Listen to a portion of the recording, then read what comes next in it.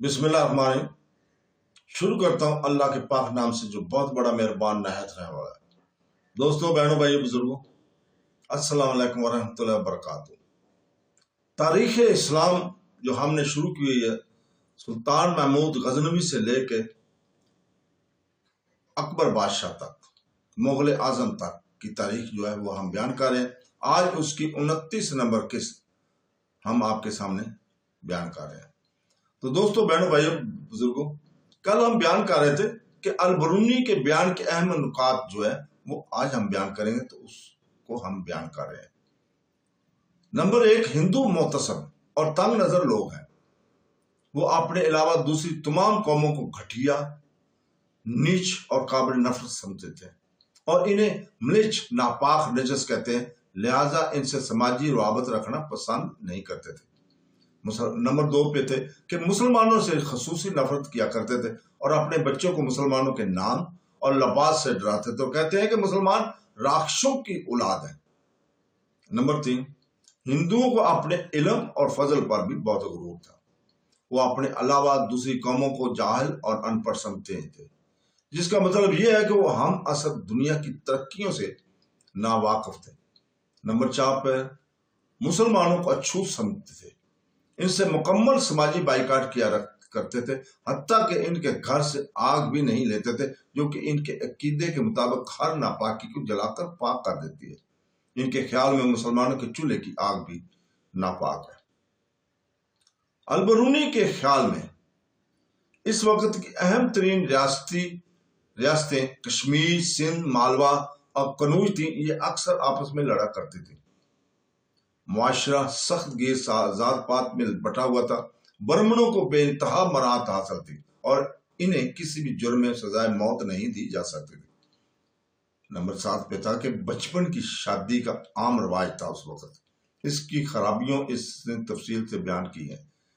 आवाम सैकड़ों किस्म के देवी देवताओं को पूजते थे, लेकिन तलीम आफ्ता रोशन ख्याल तबका एक खुदा पर यकीन रखता था।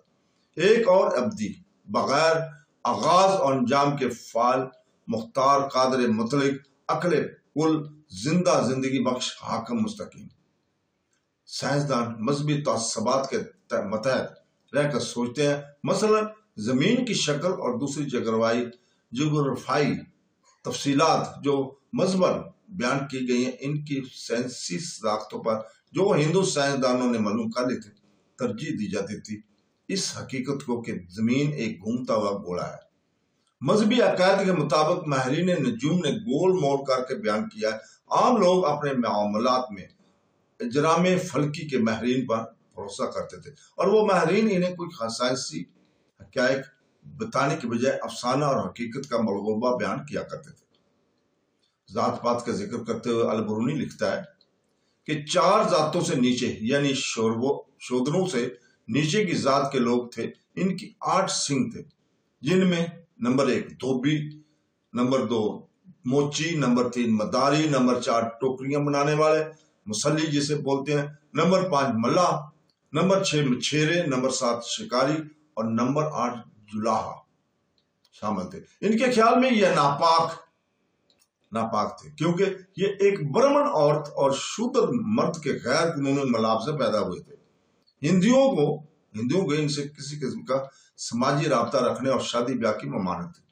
हैरत की बात तो यह है कि कपास पैदा करने वाले मुल्क में कपास से वाबस्ता कारीगर समाज से बाहर थे और जात के सबसे निचले दर्जे पे थे। अगर हुक्मरानों के फलसफियाना और फ्लास का ये आलम था, तो फिर इनके लिए महमूद गजनवी के हमले तारीख का शायराना इंसाफ भी थे।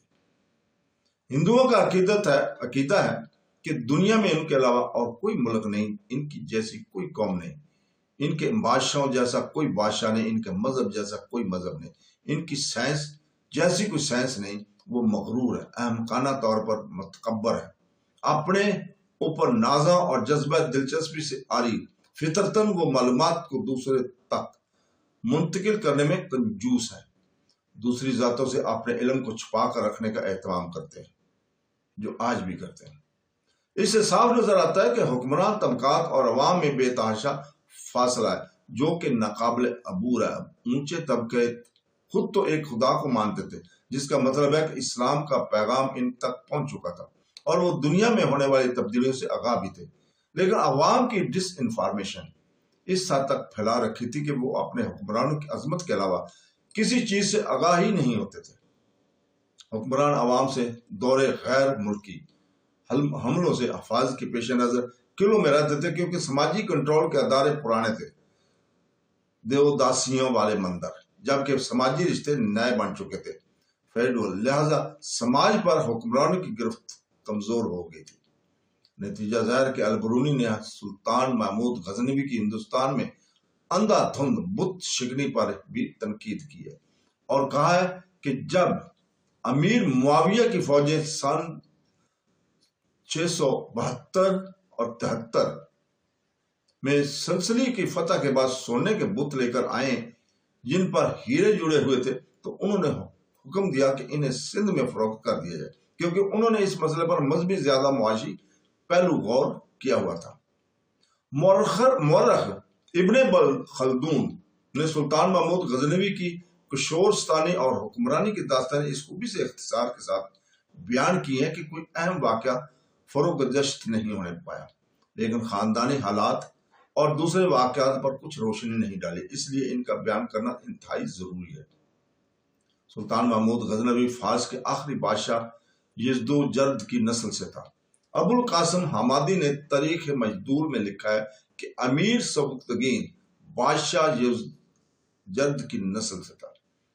جس وقت زمانہ خلافت امیر المومنین حضرت عثمان رضی اللہ تعالیٰ عنہ میں یزدوجرد مقام مرو میں ایک چکی پیسنے والے کے مقام میں مارا گیا، اس کے اہل و عیال اور خاندان والے بحال پریشان ترکستان چلے آئے اور ضرور زمانہ کے لحاظ سے ان سے اور ترکوں سے باہم رشتہ داریاں اور قرابت پیدا ہو گئی تھی، اور 2-4 پشت کے بعد علم اور دولت مفقود ہونے کی وجہ سے ترک کے نام سے مشہور ہو گئے۔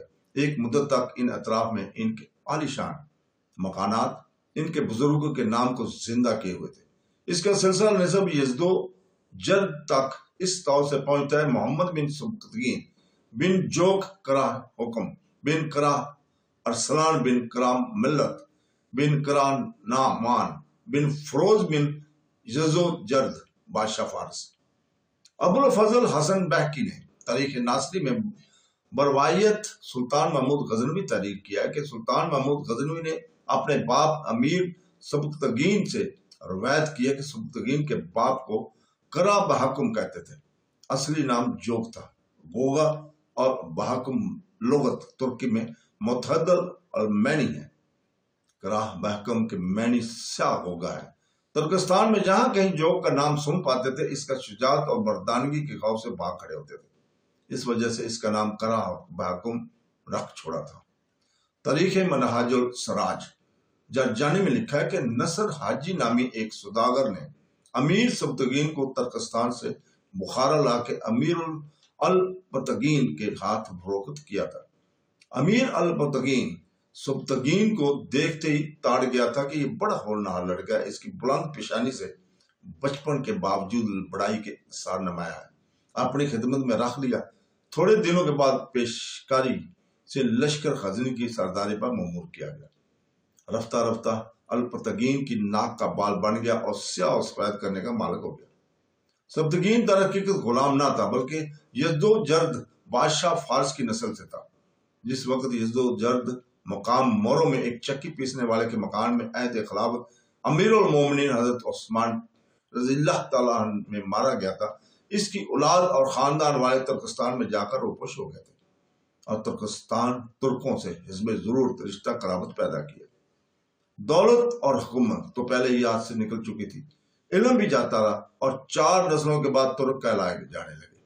محمود غزنوی کے غلام نہ ہونے کی بہت بڑی اور قوی دلیل یہ ہے کہ انگریز مورخوں نے اسے غلاموں کے سلسلے میں حکومت میں نہیں لکھا۔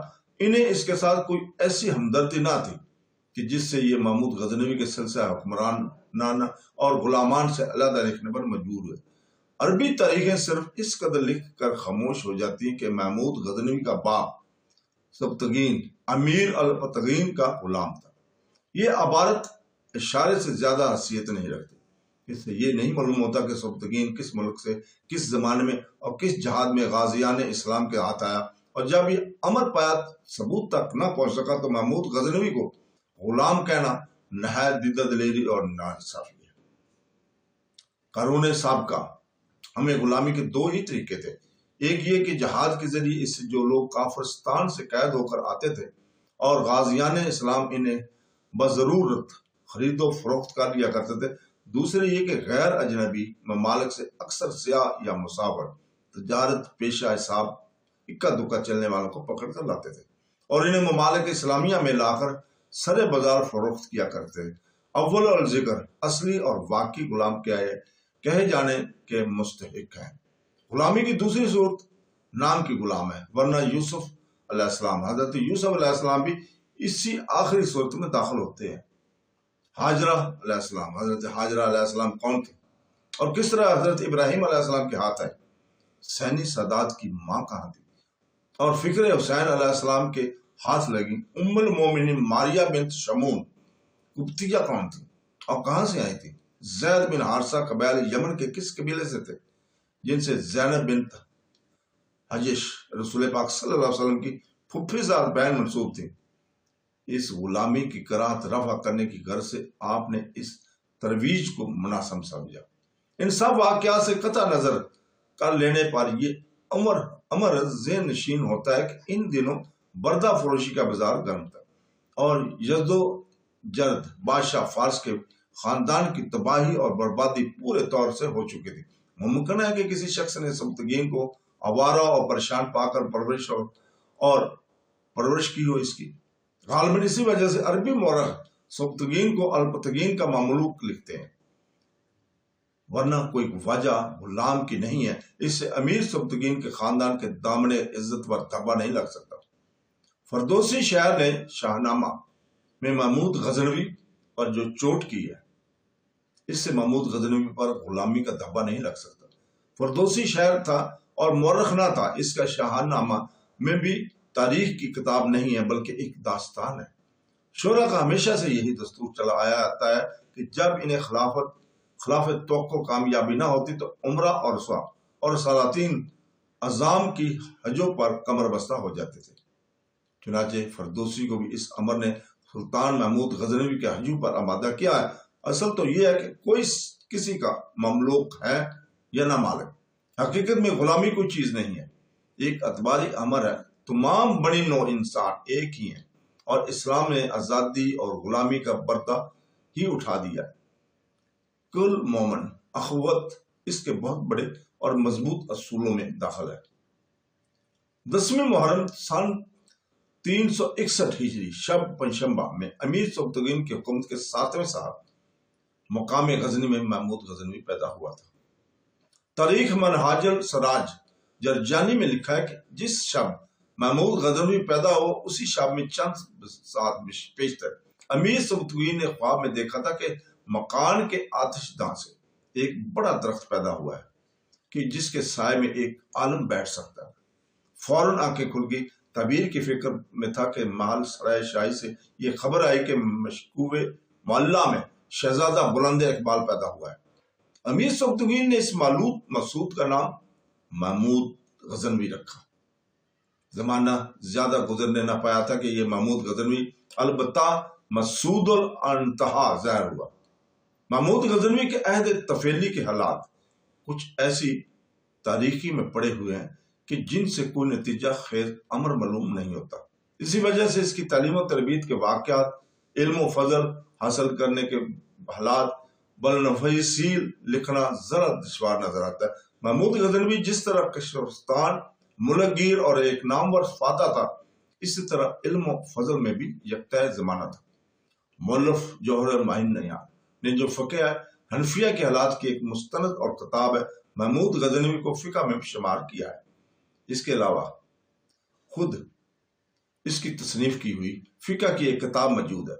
غزنی میں اس نے ایک عظیم الشان یونیورسٹی قائم کی تھی جس کے ساتھ ایک بہت بڑا کتب خانہ بھی تھا۔ نایاب کتابیں انتہائی جستجو سے مہیا کی گئی تھی۔ اسی کتب خانہ میں عجائب خانہ بھی تھا، زمانہ کی نادر چیزیں اس میں موجود تھیں۔ ملک کے جو بڑے بڑے مشاعر علم اور فن تھے وہ سب اس کے درباری تھے۔ امام الحرمین ابو المالا عبد المالک جوینی نے اپنی کتاب مغیث الخلق فی الاختیار الحق میں لکھا ہے کہ سلطان محمود غزنوی علم حدیث کا بھی بے حد شیخ تھا۔ تو دوستو اس کے ساتھ ہی آج ہم اجازت چاہتے ہیں، کل تک کے لیے، کل انشاءاللہ تعالی ہم اسی جگہ سے پھر شروع کریں گے۔ اللہ حافظ۔